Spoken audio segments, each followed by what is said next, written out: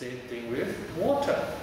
So first you reflect on the water element inside the saliva, for example, or if you are sweating, sometimes you meditate, people sweat when you meditate. And I've seen people really sweating, there's so much heat being generated.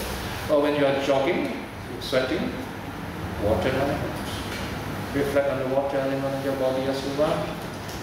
Or when you're in the shower, or you're in a bathtub, reflect on the water element. And then, okay, my body is mostly water. Water meaning liquid, not just H2O, liquid. And then the external water element, internal water element, say water element. How is that?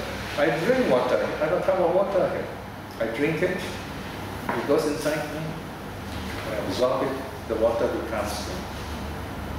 Literally becomes me. You know, so then you talk Dharma, you find all these words, the meaning is so clear. So, I am water. The water element inside me, the water element all around me. It's the same water element. You know, you have this pop song called We Are the World, right? And this is the real meaning of it. We are the world, otherwise are, or I am the world. Right? This is the reflection.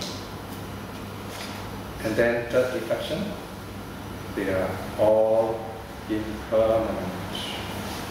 There is no I. You can't own this. Can't it goes. Its own natural process. Fire element. You feel a bit of warmth on your body. You can feel warmth on your seat. You can feel warmth in your armpits, or warmth in your palms and hands. Or you just feel warm somewhere in your body because you have generated some of this wonderful heat. Right? Fire element. I am this fire element inside. And there's this fire element all around me, heat. They are both the same fire element. For example, we have this aircon put in this place and we feel very nice, comfortable. You switch on the aircon, you close this place up, you start feeling the heat. So there is this interaction, internal, external, same fire element. Third reflection, they are all impermanent. There is no I, no self. You can't own these things. Wind element, very easy. Yeah? Feel the breath coming in through your nose, going out. Wind element. There's this wind element inside me, in my lungs, in my belly. Upgoing wind elements, downgoing wind elements. The movement of my intestines, my own bodily movements. Wind element. I am the wind element. There's this wind element inside me. And there is this wind element all around me, outside me. They're the same wind elements. They're all perfect. So that's the reflection. So it's a very simple reflection, very interesting. So it's all on this page 37 onwards.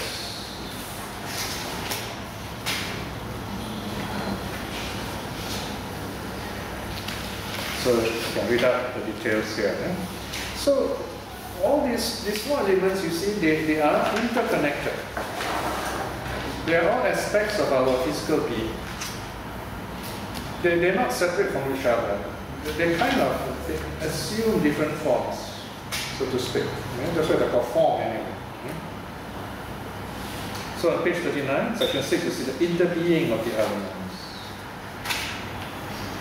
There's this famous Burmese teacher called Lady Sayadaw. Lady, L-E-D-I. When I first heard the name, I thought it was a lady, a woman. It's a Lady Sayadaw. It's name of a place. The Sayadaw is the name of the place they are from. Okay? It's just like Jurong Sayadaw or Bukit Timah Sayadaw or something like that. There was one monk from Kuala Lumpur. He was given the name, his monk name Dhamma-jyoti, so he puts his name as Kuala Lumpur Dhamma-jyoti. So you know at once it's from where it's from. You know? Okay? So this is what Lady Sayadaw says in his essay on elements. He uses the example of sealing wax. In its natural form, sealing wax is mostly hard earth element, I don't think we see sealing wax nowadays. It's those days when you send an important document, especially a legal document, you got to seal it, you know.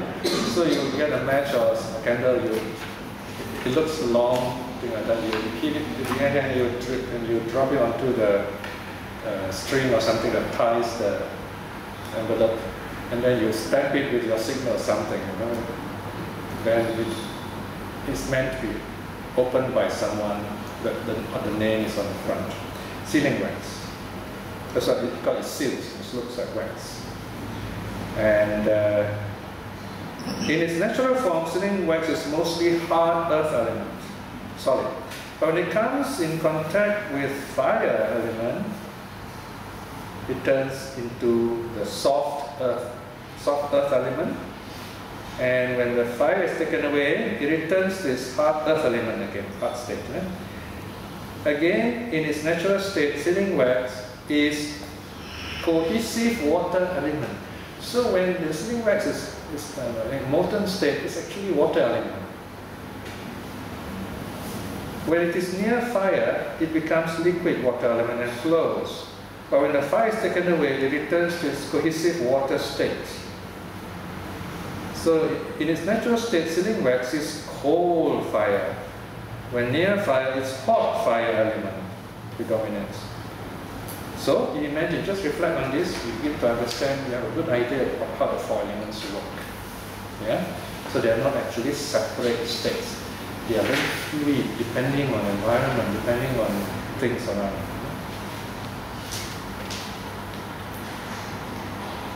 Of course, then you may ask, what about fire itself? Fire itself, you know, it's hot quality. So you can say there's a concentration of that quality. Okay? And same thing, you can also reflect on ice. In our own time, you can reflect on ice. So ice is earth elements. And then it melts, becomes water, right? Water element, and you boil it, becomes gas. And then with hot water, you feel heat in it. Okay? So steam also, there is heat in it. So on page 40, table 6, you see a diagram there showing you the various qualities related to the four elements. Patawi is the Pali word for earth. The principle is that of extension. Characteristic, hardness. Function gives you foundation. For example, you can walk on the earth. It manifests as receding. And the proximate cause, water, fire, wind. Okay? This is very Abhidhamma already, okay? And then Apo, water. Principle, cohesiveness, stickiness. Characteristic, trickling, oozing. How do you recognize it in the West? The function intensify things. Atoms closer, so to speak. It manifests itself as holding together, and the proximate cause, nearby cause. You got the other three, earth, water, wind. Earth, fire, wind. Then Tejo, fire. Principle, of course, is fire. Characteristics, heat. Function, it matures and ripens. And manifestation, softening. Proximate cause, earth, water, wind. You can see this in fruits, right? Unripe fruits are hard and the taste is bad, so you can't really eat it. But once this fire element works in it, it becomes soft and it's very nice, you can eat it. And this fire element is working in us also, maturing us, decaying us. Most of us become mature, but very few are mature actually. So you have these two meanings of the working of the fire element. You have fire element as physical, you have fire element as Dhamma, if you like. So the Dhamma is what truly matures. Vayu, wind. Principle, motion, pressure. Characteristic, distension. Distension, like expanding. Function, motion, movement. Manifestation, conveyance, bringing things from one place to another. And the proximate cause of earth, water, fire. What's the meaning of proximate cause? Sorry? What's the meaning? It means that it's there around, present also, but it exists, it's the prominent aspect of the existence. It's not truly a cause, it's more like the conditions. The four things are all there, but this is the aspect which is prominent. They all exist together, but this one is the most prominent. Yeah, the other three are always there, so to speak. It's more of Abhidharma. Okay? So the most important thing here is in the last line before this diagram. Important thing to reflect. This does not belong to me, this I am not, this is not myself. Each of the four elements, reflect this in this way, then you find out for yourself how you feel. Feel your body as the first element, and then you reflect. This is impermanent, that's very easy. Then you say, this does not belong to me. This I am not. This is not myself. And then reflect. What does it mean? What does all this mean to you? Just reflect. Maybe at first you might not really see much in it. But if you constantly reflect in this way, one day this wisdom will arise in you. Wisdom means the pieces begin to connect. And then you get an aha experience. Then it opens your mind. And then when you read the sutta, you say, oh yes, I have experienced this. I have felt this. Then it becomes meaningful. Okay, the simple thing is this. If you say, I don't own this body, if you don't get sick, you could like distance yourself from the body and understand the body as it is. Some people, they panic when they get a little cut. As kids, a little blood come out and we feel terrified. Yeah? Right? So, if we are very calm, then we can deal with the situation at that time. Okay, so that's one benefit. Okay? The best benefit, of course, is you see everything as interconnected, and then you are able to let go of it and you are at peace with yourself. We can't say too much more about these things. You've got to experience for yourself. The reflections are given to you already. The next one is a parable, quite a gruesome parable here. We were talking about post-mortem, right? This is not a post-mortem, this is butchering. Okay? This cow being butchered. All right, this is a parable from the Satipatthana Sutta. There are two of them, D22 and N10. They're both actually the same sutta. D22 is a bit longer.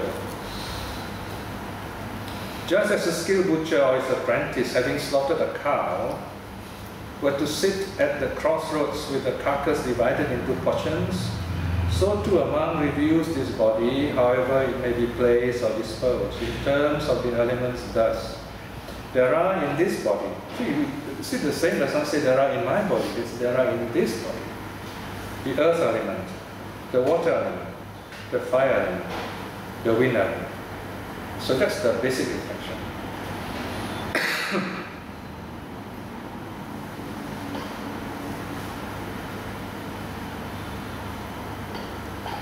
Of course, you may be wondering, why do I want to do this reflection, right? So then you read the commentaries, give you some explanation. The commentaries explain this simile of the butchered cow in terms of meditation of the four elements. A butcher, having fed and raised a cow, in due course takes it to the shambles. Shambles is we call it abattoir today. Ties it to a post and slaughters it. Up to this point, the butcher still has the notion of it being a cow. If someone were to ask him what he is doing, he may reply, for example, I'm feeding the cow. I am killing the cow. Even after the cow has been slaughtered, but before he has dismembered it, he still maintains the notion that it is a cow. However, after he has cut the cow's cutters into pieces and placed them on the table for sale at the crossroads, from that moment on, he abandons the notion of a cow. If someone were to ask him what he is selling, he would not say, I'm selling a cow. As such, after having dismembered the cow, he abandons the notion of cow. In the same way, we analyze or cut up ourselves into the four elements, whatever we are. right? So and this is analytical reflection. This is what I really am. So where's the person? Where's Piya? Just the elements. All these are names given to me. All right? For example, if you mention Piya Tan to someone out there, you might cross shiver and sound and say, oh no, suttas. Very boring suttas. You get terrified. Right? So they will hate me for that, for reading suttas. Other people read suttas, oh, almost, they feel so happy, So which one is the real Piya? There's no Piya at all, just 4 elements. So we just react to those, our own thoughts. We are reacting to our own opinions and views and emotions. So that way, there's no one to get angry about. There's no one to fear. Right? So this is a wonderful reflection in this way. And then we go a little deeper, right? Now, another gruesome analogy, the 5 murderers. This is from the Asivisopama Sutta, S35.238, chapter 35, Sutta 238. Asivisa, the serpent, snakes, so many names in Sutta. The parable of the 4 serpents. This is where sometimes you can see these famous drawings about this man and the snakes. He's being attacked by a snake and so on, and he's trying to run away from it. A man is warned of 4 serpents of fierce heat and deadly venom.